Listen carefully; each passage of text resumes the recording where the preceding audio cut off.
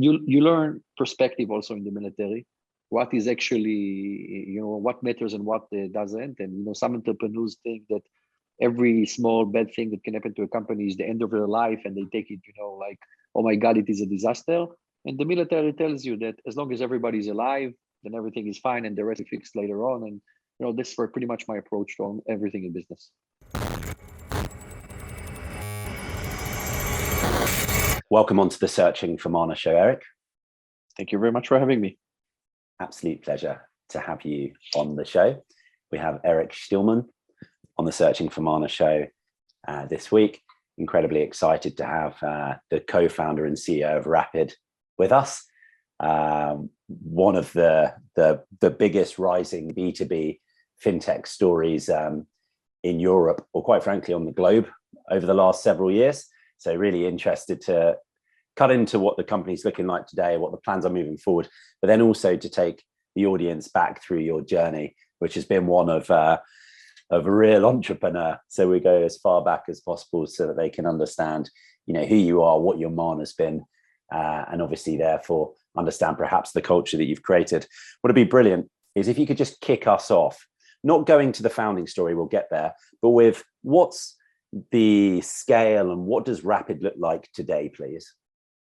So Rapyd today is a company with almost 700 people operating in 106 countries across the globe, providing basically financial services infrastructure for other businesses to build on top of us, services for their own customers, which can be businesses or consumers.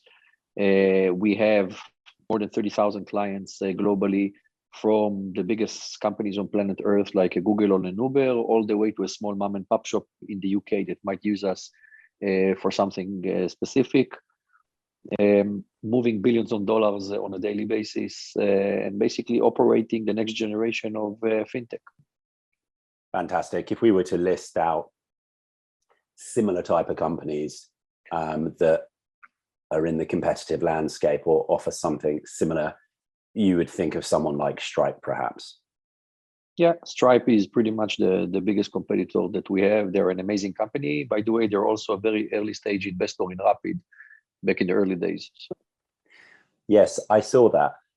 There's a few things our audience will be interested in. Certainly the operation and what constitutes this business and the services it provides, but also just quite frankly, the venture capital journey that you've been on. I noted that, within the last year, you have Rapyd Ventures now as well. And so it'd be interesting to understand, strategically why you've done that. And then also you've clearly been on a acquisition spree as well. So growing through acquisition. So many things here that, when you get a business this scale, is really interesting and entrepreneurial to understand. So just before we do that, just to finish on the type of scale and what's going on in the current business right now. We've just been through Q1, and I think you had record results. Obviously, we are, well, not obviously, but we are in the middle of May in 2022, and the macro economy is not in a good position. Probably a recession, and we're seeing stocks just getting destroyed quite now. How does that affect the business that you have? So I think it's interesting to understand that for businesses like ourselves, this type of things come with very delayed, typically 2 quarters delayed from what you see, even 3 quarters delayed from the public stock market. Because at the end of the day, we serve businesses that do business somewhere across the globe. And we have 2 types of clients. We have the enterprise clients that grow on top of our platform, and their growth will just slow down. It's not going to stop. I don't see a company like Uber or Google or other clients that we have, starting to decline significantly in their revenue. It's just going to slow down, which means their growth on top of our platform slow down.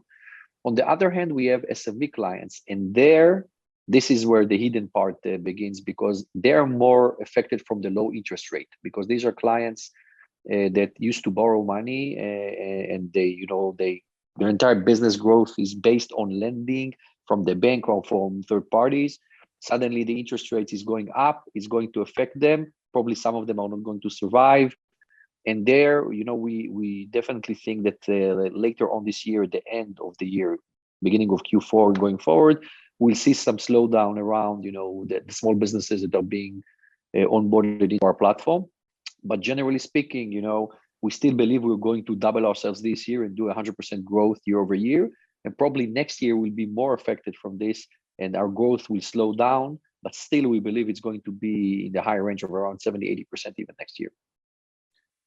Thank you for that transparent response, Arik. And of course, you get to these scenarios, I'm sure when you first thought of having a business valued at 10 million, 100 million, a billion, it's all pinch yourself moments. You get to a point where you're a decagon, and then you're into a recession, and you've always got to be planning. How do you, in this position then, with those predictions possibly coming true, where there could be slowdown for the business, how do you start entrepreneurially looking at what to lean into in your business model and what contingencies to take?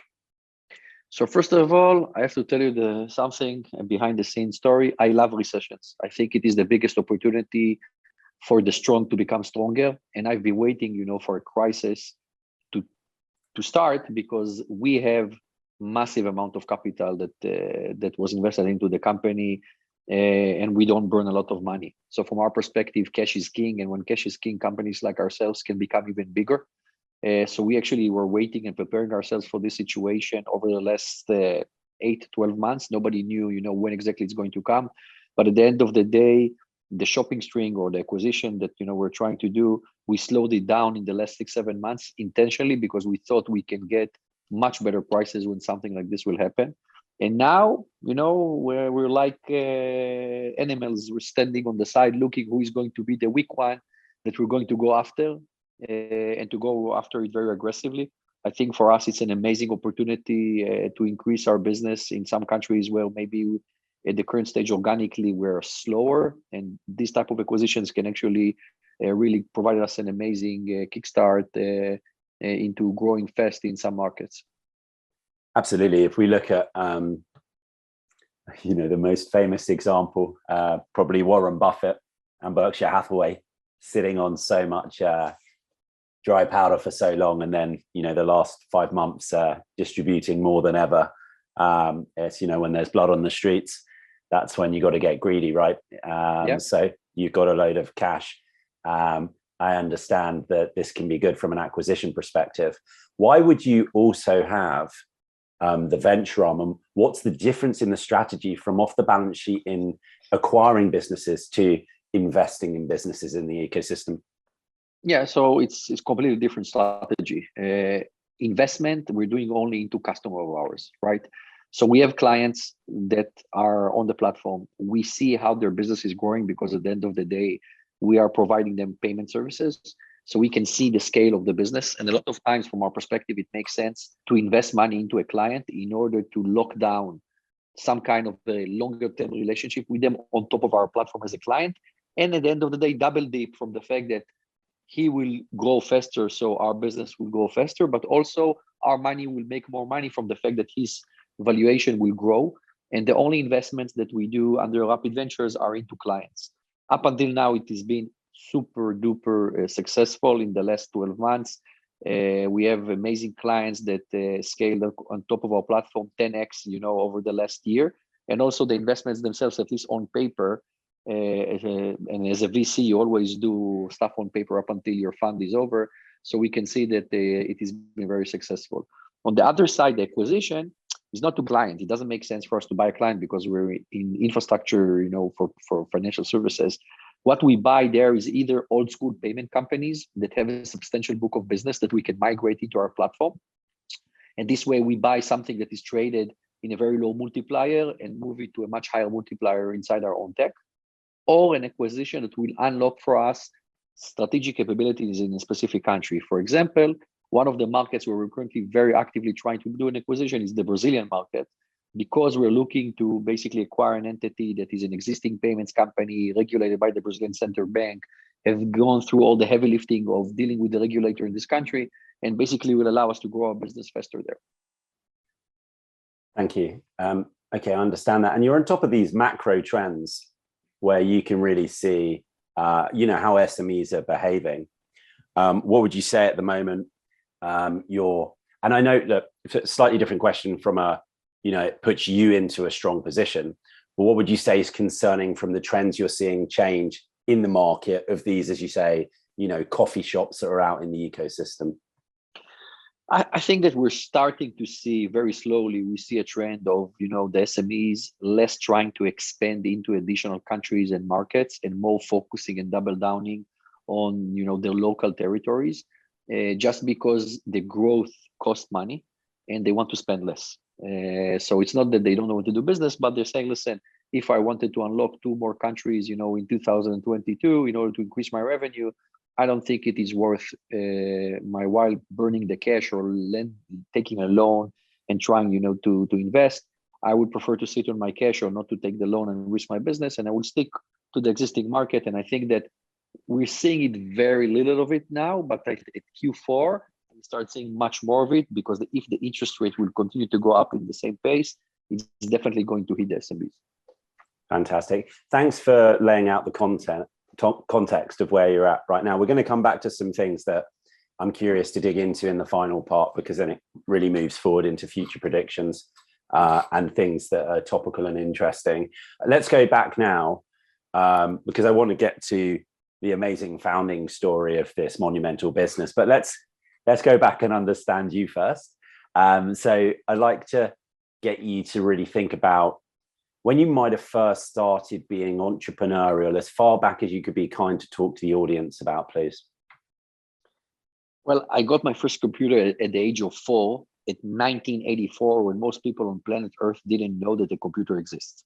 So my mother used to work for IBM, and I got a computer, and you need to understand that I'm living in Israel, which means at the age of 4, I do not speak English. I get a computer that only has a black screen. Windows did not exist back then, no Mac, no Windows. And I had to use a vocabulary, to try and translate Hebrew to English to understand how I use a computer. And this is basically the beginning of my days as an entrepreneur, starting to try and use a computer and play with it or do something. And then later on, the internet began. I remember when the first time I got an email and then subscribed to a mailing list in order to see NBA results in the morning, because the newspaper only showed it delayed in a day. Which seems to people like ancient days, but it wasn't that far ago when it happened. And then I was recruited to the Israeli military, was released at the age of 21, and immediately I started my first company post the military, which was basically in the unified communication and contact center space. Arik, just to go back a little bit, because it's obviously the military part is super interesting. I was talking to Sashar, who's the founder of Curve. If you know him or the business, just expanding into America quite nicely. So, like, super amazing entrepreneur. And he had the military experience as well, because he's from Israel as well. And it was quite formative for then who he became. I'm sure it must be the same for you. Actually, I want us to understand a little bit more, because we've gone from there, you got a computer, to then the military. Like, at school, were there experiences, were there influences, if there's any entrepreneurs listening to this, that they could try and learn from? Like, what was your identity at that point? Talk a little bit more about that, please. I think that one of the biggest things that shaped me as an entrepreneur is the fact that I saw the entire process of, computers becoming, things that people use on a daily basis. I understood that Windows is a new thing and it's not mandatory, and there is something else working behind the scenes. I've seen the beginning of the internet and how it evolves. And basically I learned from each and every one of these things that happened. I learned what can happen potentially in the future, in other markets. So for people that maybe started to use the internet in 2008 and 2010, everything seems clear. It's pretty much the same thing, right? But for me, I've seen the entire evolution. And I also saw, by the way, 2 crises, 2001 and 2008, where I learned endless amount of things in these crises. And I think that is what shaped me at the end of the day to be in a position to try and build a company as big as Rapyd. So if you were, somebody who is in education at the moment, would you be trying to be curious and read about and look into and experiment with everything to do with the blockchain? Yes, definitely. I think that at the end of the day, blockchain, has the potential to become as disruptive as the internet was, when it came to everybody's lives at the 90s. At the end of the day, it really depends on the use cases, right? And I think that up until now, except of cryptocurrency, nobody really implemented a killer feature, that is related to blockchain. A lot of people are trying to do it in a variety of ways. But this killer feature that is a mass market feature, and this is not cryptocurrency, it's still, nobody cracked it, but there is the potential. And by the way, there is the potential it will go away, because I don't know if you remember, but there were a lot of amazing technologies that really everybody thought that they're going to be life-changing, and they ended up either small or disappeared completely from everybody's lives. Yeah, it's like the Internet of Things, right? That was supposed the Internet of Things, exactly. By the way, before I started Rapyd, I was about to start a startup in the Internet of Things space, and I even have a deck, and I wanted to raise capital, and in the last second, I decided to pull the plug on that and to go to fintech. Yeah, it's I've been I suppose in the business of trying to look at technical trends for 20 years now. And as you say, over the course of a decade, there's, always a few things that look relatively big. And when you look back, it feels like you could say that you'd obviously predicted which ones were going to be the ones, but it's not that simple, is it? And, I think certainly from what I'm seeing within blockchain, we're at a seminal moment now. Forget the markets. There's a lot of talent in the space. We're at a seminal moment now where the user cases need to come through. So we've seen some NFT user case come through, but, can we genuinely see, huge adoption of DeFi? Can we see some businesses that are going to be as big as Google come through? Well, you can see the foundations could be, but are there going to be user cases that could be? And I think this next 2 years is where it's going to be a lot of effort for that to happen. And I personally hope that it will. But as you say, you never know, it might not. Yeah, it all depends at the end of the day on the use case, how mass market it will become. Do you think about it with Rapyd at all? And I know you will. Absolutely. Yeah, no, we're definitely thinking about it. We're even launching our crypto strategy and our crypto-related products in the next 30 days. So we're always there, but we still have, our own main business, which is a mass market business to deal with, and it's still fiat currency and regular payments. Yeah. So the journey that we're on. Thanks for going into that. That gives some more character. You then get to the military experience. You're there for 3 years. How was that? Talk us through that. Well, military in Israel is something that changes your life. From a kid, you turn into an adult in a period of 3 years. You understand, first of all, that everything is possible. And if you really want to achieve something, you can achieve it. And I think this is the main output that I got from the military. Because at the end of the day, I remember, talking to one of my existing investors when I was still pitching to them, General Catalyst from the US. And they asked me, what did you learn in the military? I said, listen, I learned in the military something very simple. If I really want something, I will be able to achieve that. And at the end of the day, they told me that they invested because I told them the sentence. But you learn perspective also in the military. What is actually, what matters and what doesn't. And, some entrepreneurs think that every small bad thing that can happen to a company is the end of their life. And they take it, like, oh my God, it is a disaster. And the military tells you that as long as everybody's alive, then everything is fine and the rest is fixed later on. And, this is pretty much my approach to everything in business. Well, two crucial things to be, someone in business where there's going to be constant problems that you need to not get stressed from, you need to lean into and have a growth mindset. But what is it? What was it on the first point in the military that made you understand that anything's possible? Is it, just to give an example of what it might be, is it like, well, I don't know how I'd possibly do that discipline, and then through the process and systems you learn it and you're like, oh, okay, I could do it. It starts from one of the basic things, that when you're in a military boot camp and you need to do push-ups, right? So they try to push you to do as many push-ups as you want, and there is always this, because you're a kid, you're 18 years old, you tell them, I can't do any push-ups anymore, right? And they tell you, there is no such thing as you can't, you just don't want to do it. That's a different story, right? So and by the way, it is true.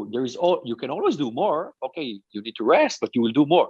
But you say, I cannot do it. And this is the thing that they eliminate immediately. You never say you can't do it. You don't want to do it. It's a different story. So it starts from there, and it goes into things that are crazy things that you see in a PlayStation, Call of Duty game, right? That you need to do something which is completely crazy, and you think that it's not doable, but at the end of the day, somebody comes up with a plan and it's doable.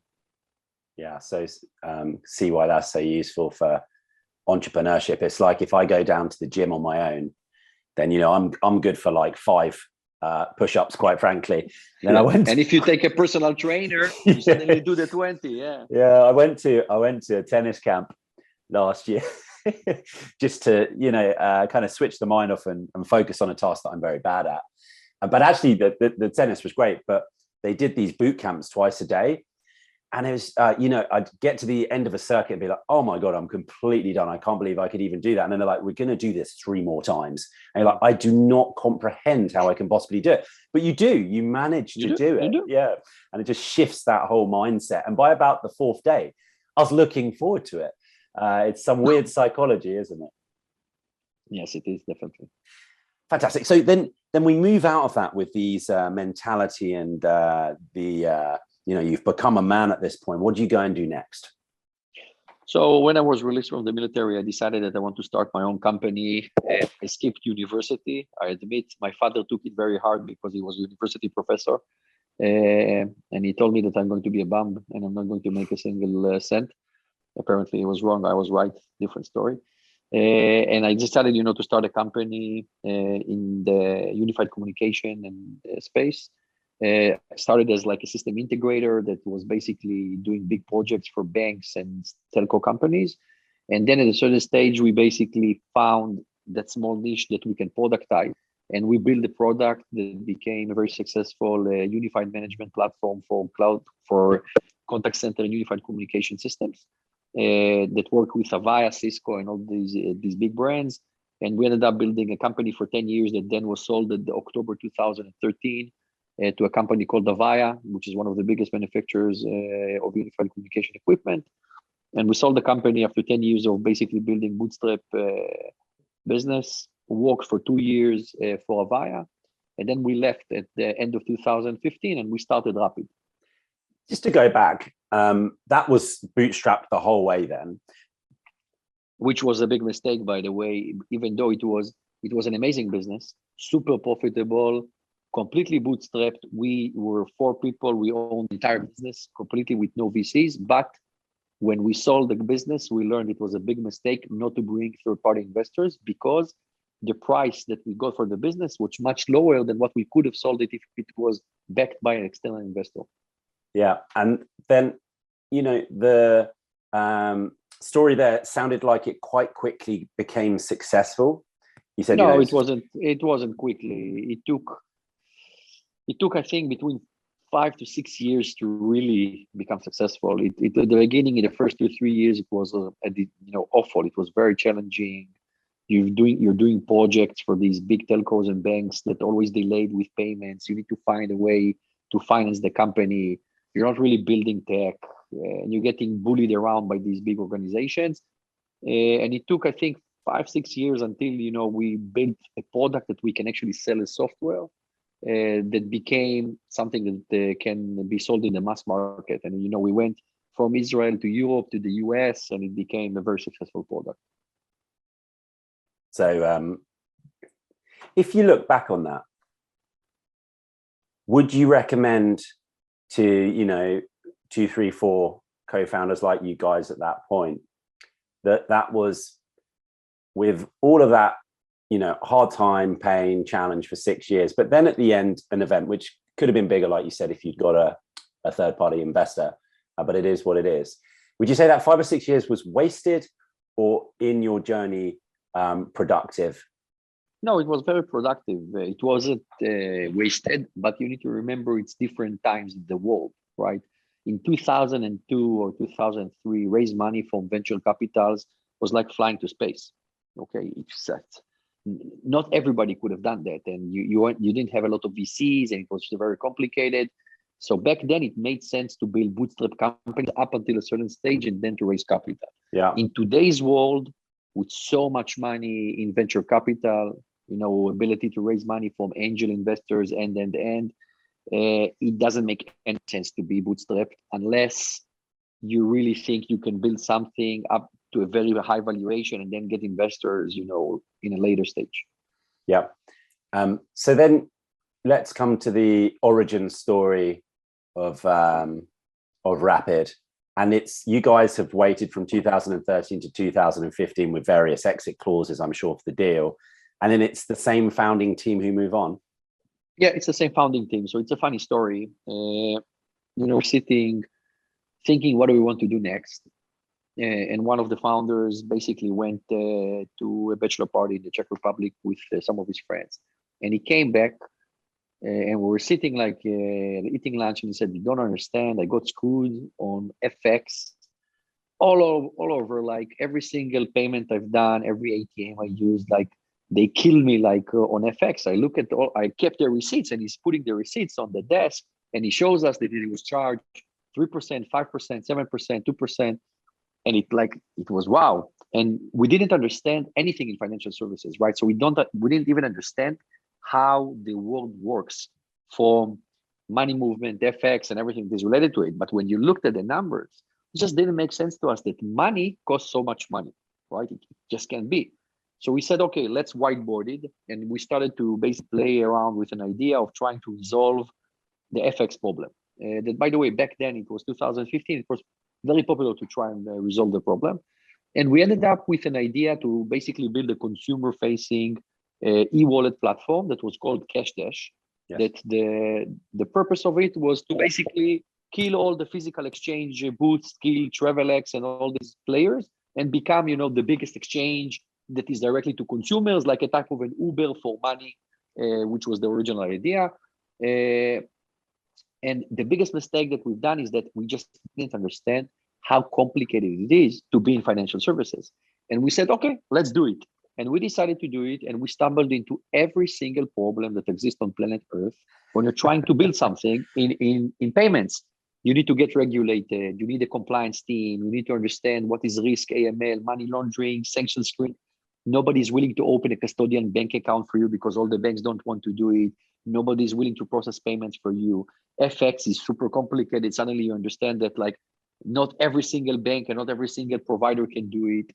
And we wasted almost a year in trying to launch in the UK. We launched in the UK a solution, but the amount of investment that we've done to launch in one market, the amount of infrastructure that we had to build was so big.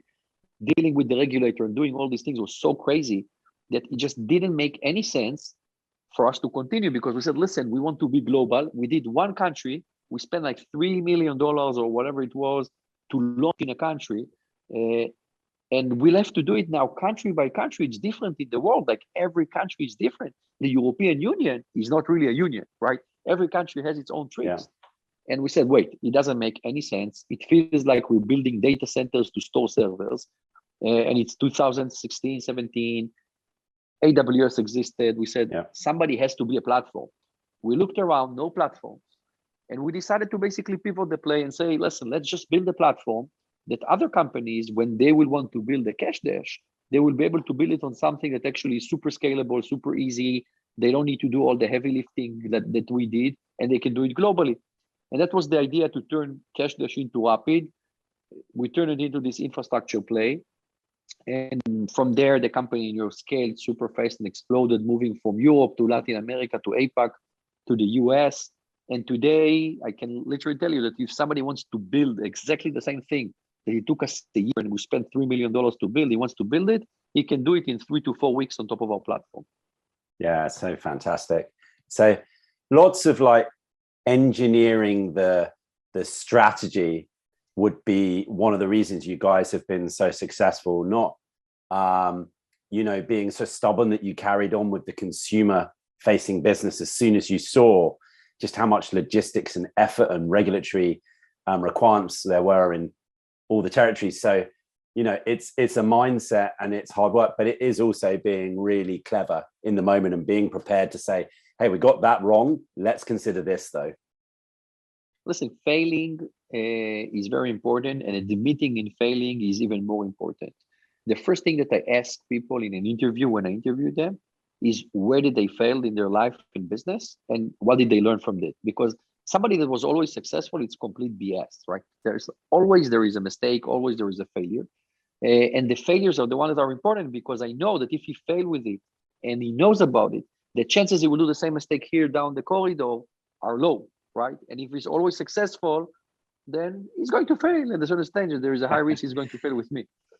So in terms of that, what then was a huge ascendance in terms of scale of organization. We've discussed how externally that affects the market, but internally, so you just hint about you being involved in the interview process. I think there's two things I'm really interested in. The second we'll get on to, like, what are you doing?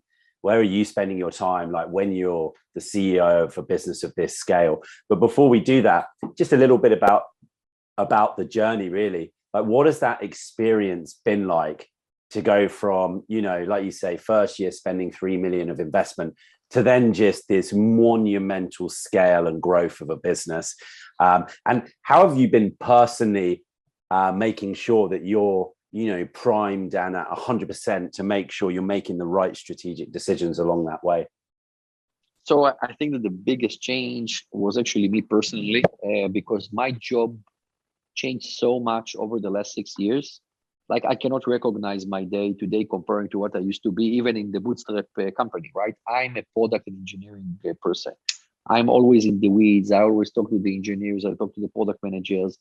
Up until a scale of around 50 to 75 people of Rapyd, I was in the details of every single thing. I knew every feature. I knew almost every line of code. I spoke with all the engineers. I ran, at the end of the day, product and engineering together with my product and engineering people. And at the certain stage, when it scales, you're detaching yourself from the core and you're starting to manage more on the macro level things, right? You need to manage the relationship with investors, the strategy around fundraising, the marketing and the brand. You need to become an ambassador of the company. You need to make decisions of recruiting type of people that you never thought you would recruit because you thought it's a waste of time, but suddenly you need them, like project managers and bureaucracy related people that, as an entrepreneur, you don't like these things because they slow you down, but you understand at a certain stage as a CEO of a company that if you will not put these people in place, as a CEO, you will not have visibility into what is going on and you will not be able to make decisions. And then learning to work with these people in these positions, interviews, newspapers, you know, you're suddenly involved. Instead of 80% of the time doing product and sales, you're doing 80% of the time the work of a president of the United States, which is quite different. And Arik, when you've got then that, you know, overall responsibility for the shape of this business, were there any very strong cultures that you put into place? And you know, maybe if you could expand on how. So I'll give you again an example, as I'm sure you probably know. You know, in Airbnb, they decided that their offices would be replicas of Airbnbs that you can go and rent out in the market, so that everybody really was living in the product. And then you have, you know, famously, which has not gone down well recently, Netflix being incredibly no rules. You know, like, we don't care how many holidays you take. Like, we believe if we hire the right people, this will be good for the culture. And you've got everything in between. So what has yours been? And has it been some things that were very strong that you put in place? So one of the strongest things that I put in place, even during COVID, and it was one of the biggest things that drove the company into big success and scale, was the fact that I kept the office. I said, everybody's working from the office.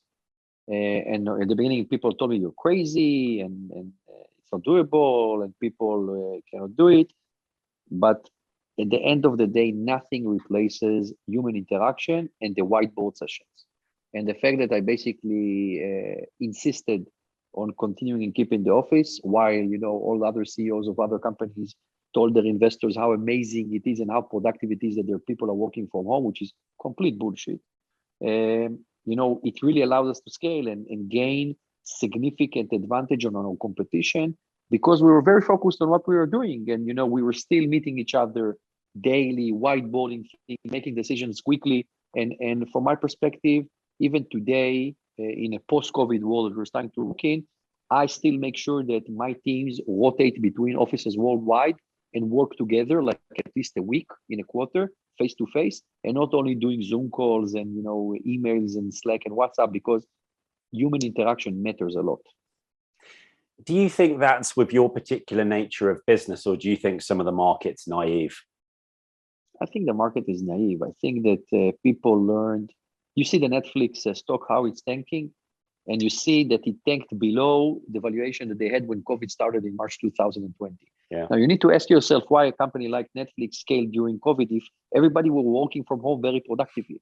And the answer is everybody were doing Netflix subscriptions because they less worked and they watch quite a lot of streaming, and that's fine, okay? But at least you need to tell yourself the truth.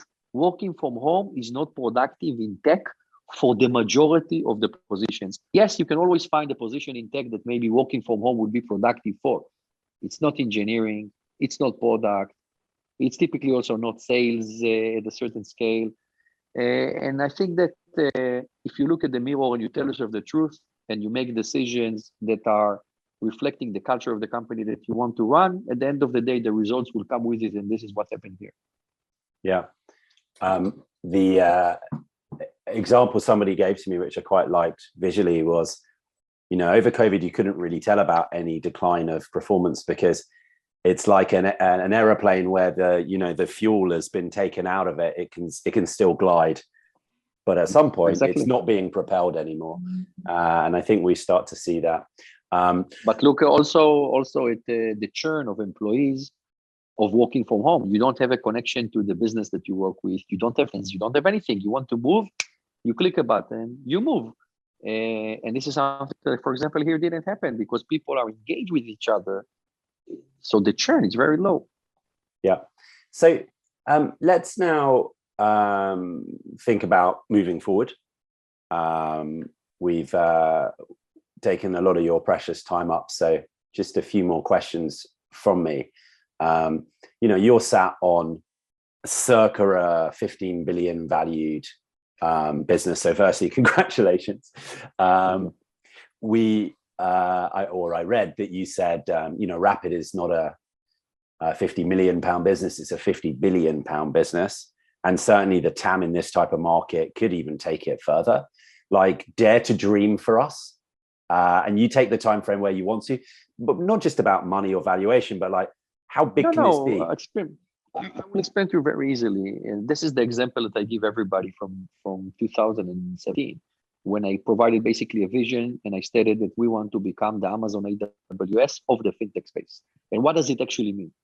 When you have today, two people sitting somewhere and thinking about building a startup, or a meeting at a big enterprise that somebody wants to launch a new service, there is one decision that is pretty much automatic.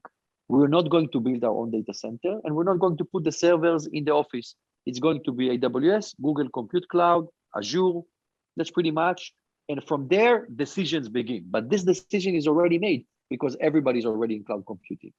And that's my goal with Rapyd and everything that is related to building financial services.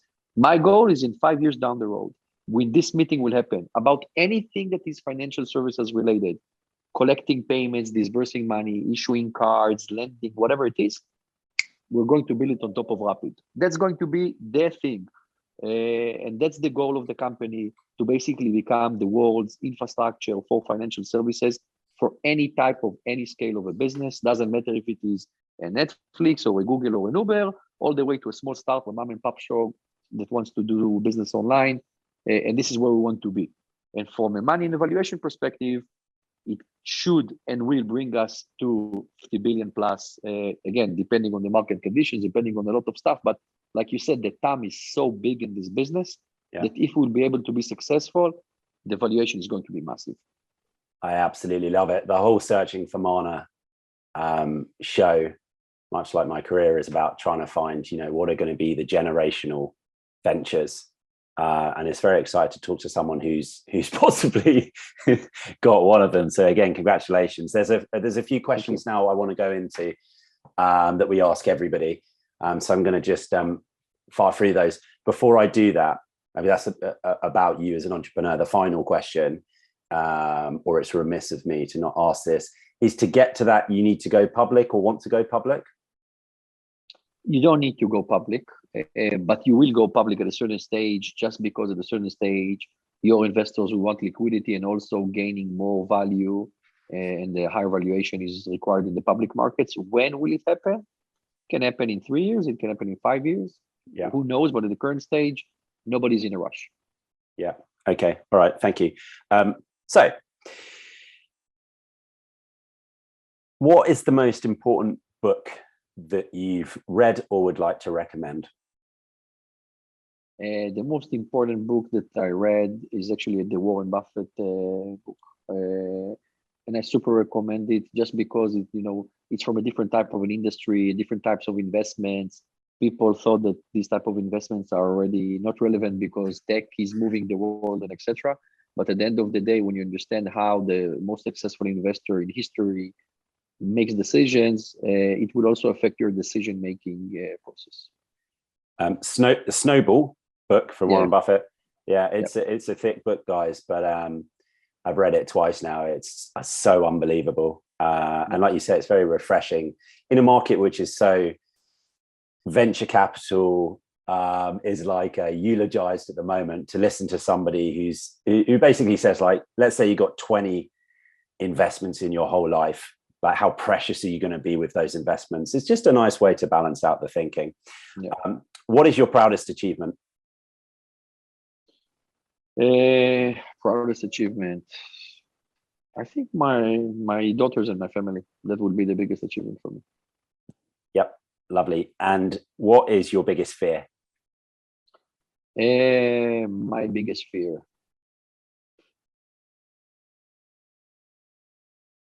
You know what? I'm not sure I have one. I can't. They knocked that out of you in the military. Probably, yeah. Probably no, I don't have some kind of a massive fear. Okay, that's the first person who said that. That's interesting. There are things that always bug me, right? That business recruiting is super complicated to find good people. Dealing with regulators is complicated, but it's not a fear. It just bugs you, and you always think about it. I mean, obviously, I'm the founder of the Mana Group, so that recruitment stress, no problem. You just come to us. If you were to star on the cover of Forbes, and you probably are going to, what would the headline say? What the headline will say: biggest company in the history of Israel. Boom. Love it. Who would you recommend to come on to the Searching for Mana show that would be interesting? Wow. It has to be from tech. Well, whatever. We'll see. I would take, I don't know if you can get him, but I will take Michael Jordan. It would be the most interesting thing you can get. Yeah, I'd love to do that. My lucky number's 23 as well. Yeah. We're starting to get there. Maybe next season we could go to Michael Jordan. And then the last question, it's the Search for Mana show. So Mana is magic. What would you say your Mana is? I think the Mana is that I don't think that there is something that is impossible. Like, the number one sentence I learned in financial services is that it's impossible and it doesn't work this way. These are the two things that always people say in fintech. And I think that Rapyd proved again and again and again that everything is possible and every boundary can be broken. Absolutely love it, Arik. Thank you so much for your time. Again, congratulations on the success today. And I'm convinced there's nothing that is going to stand in your way to succeeding with the vision that you have, which will be incredibly useful for the planet. Thank you so much. Thank you. It was great being here.